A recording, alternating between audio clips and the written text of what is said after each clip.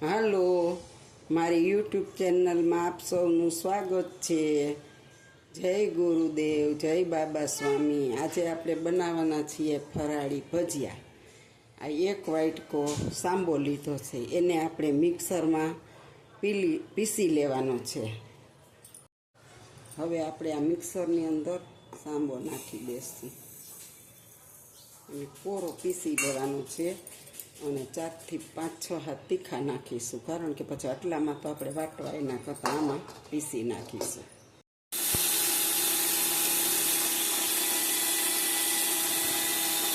આપણો સાંબો છે ને જો પીસાઈ ગયો છે સરસ, એને આપણે આમાં કાઢી લેશું।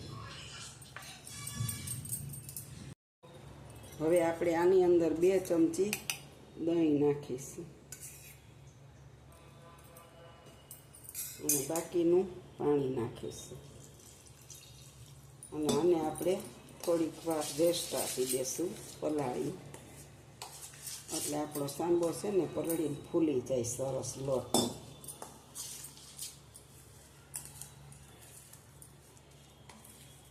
વીજળી હોતી થાય છે।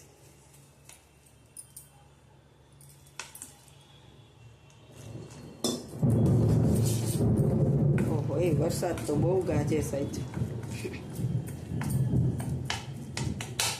ખૂબ અંધારું થયું, સાગડી તૂટી પડવાનો।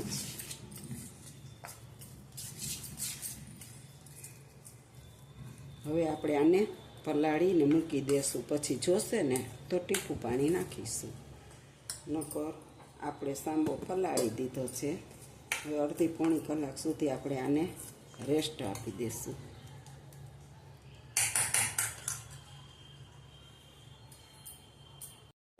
ઢાંકી અને રાખી દેશું પલળવા માટે। જો મેં 2 બટેટા લીધા છે, એક નાનું એક થોડુંક એવું મોટું, એને આપણે આ ઝીણી ખમણીથી છીણી લેવાના છે। આવી રીતના 2 બટેટાને છીણી, જો આપણા બટેટા 2 ખમણાઈ ગયા સરસ, અને હવે આપણે આને 2-3 પાણીયા ધોઈ નાખવાના છે, અસલ બધું આમ માવો નીકળી જાય, અંદરનો જીવ હોય ને એનું ટારી। હવે આપણે આને ધોઈ નાખ। જો મેં ગમલામાં અજમાના પાંદ વાવ્યા છે, આ તો ફરાળમાં ખવાય એટલે આપણે આને ઝીણા ઝીણા સુધારી લેશું। જેમ મેથીના ભજીયા કરીને એમાં પાંદને ઝીણા સુધારીને અસલથી અંદર નાખવાના, બહુ મસ્ત ફરાળી ભજીયા બને। 5 પાંદ લીધા હતા ને એને આ રીતે ઝીણા ઝીણા સુધારી લીધા, એમ જોઈ શકો છો જો। અને આપણે આદુ છે પણ આદુ નથી નાખવાનું, આ મેં આદુ ગમલામાં વાવ્યું છે, એ આદુના પાન પણ ઝીણા ઝીણા સુધારી લેશું, એટલે અંદર આમ ભજીયા બનાવીને તો લીલા લીલા મેથીના પાંદ ને હોય ને એમ દેખાય। એટલે આપણે જો આદુના પાંદ લીધા 5 ને આવા લાંબા થાય, તમે આદુ વાવજો ગમલામાં ઉગે ને એટલે એના પાન આવા થાય, પછી મેથીના ગમે એ ભજીયા બનાવો ને એની અંદર આ પાન સુધારીને નાખવા, બહુ મસ્ત સ્વાદ આવે। તીખા તો આપણે આયરે પીસી નાખ્યા। આ આદુના પાંદડા છે, આમ ગમલામાં આદુના મોટા મોટા ગાંઠિયા છે ને હોય ને હારા, કઠણ એવા દાટી દઉં, ક્યારેક ચામાં નાખવા થાય, ક્યારેક ભજીયા બનાવી બોયલા ખાવા ત્યારે નાખી।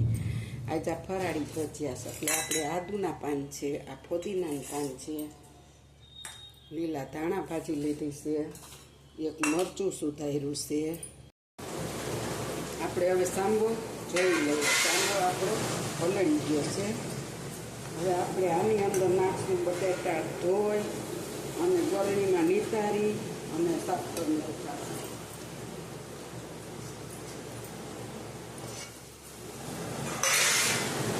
આ છે આપણા અજમાના પાન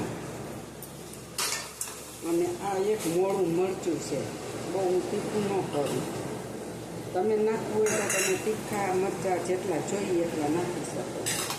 અને આ છે આદુના પાન અને આ છે ધાણા ભાજી, એ આપણે બધી નાખી દેવાની, આપણે ધોઈને આમાં રાખીશું।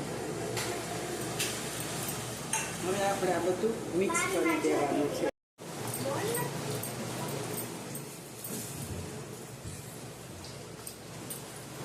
બધું મિક્સ કરી લેશું, પછી આપણે આની અંદર મીઠું ને એવું નાખી, આપણે થોડુંક પાણી નાખવું પડે એમ છે, એટલે થોડુંક પાણી નાખીશું.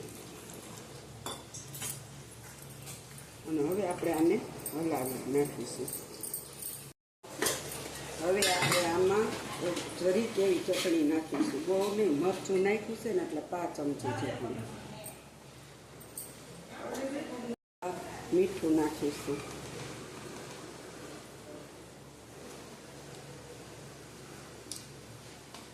અને ઉપર 1 ટીપું પાણી નાખી દઈએ એટલે બધું મિક્સ થઈ જાય. અને હવે આપણે મિક્સ કરી દઈએ, કારણ કે મરચું નાખ્યું છે ને, તીખું તો હું બહુ ખાઈ નથી. એટલે ઘણા તીખાઈ મરચાં નાખવા હોય તો ન ખાય, આદું ન ખાય ખમણી, પણ મને આદું ગમતું નથી. આપણું ખીરું તૈયાર થઈ ગયું છે. હવે આપણે એમાં થોડાક સાજીના ફૂલ નાખીશું, ભજીયાની જેમ જ.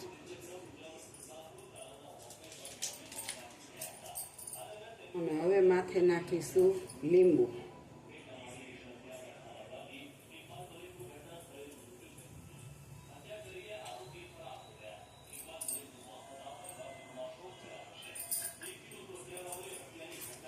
અને હલાવી નાખીશું.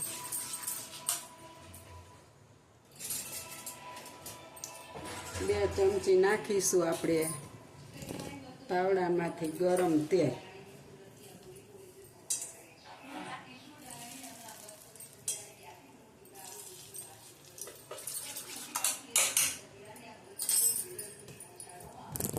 હવે આપણે આમાં ગરમ તેલ નાખ્યું હોય થોડુંક, આને ફેટી લઈશું.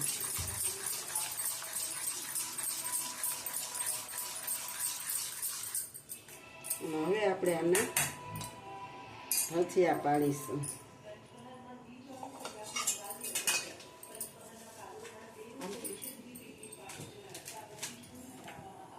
જો તો રામ દેખાય છે ને,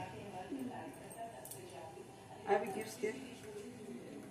આપણે જો તેલ આવી ગયું છે અને ભજીયા પાડવાના છે.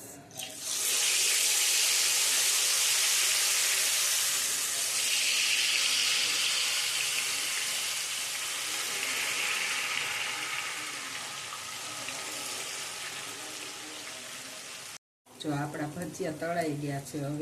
હવે આપણે એને બહાર કાઢી લેશું. મસ્ત ગોલ્ડ બ્રાઉન થઈ ગયા છે.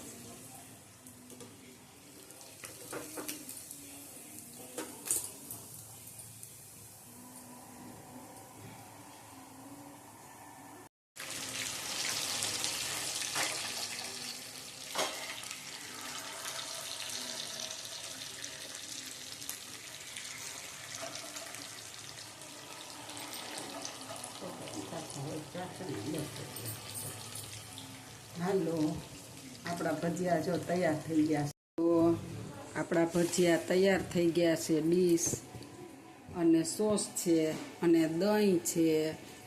આપણે પછી લીલી ચટણી બનાવવી હોય તો એની સાથે ખાઈ શકીએ, પણ મરચું ખાવા ના પાડીશ એટલે નથી બનાવી.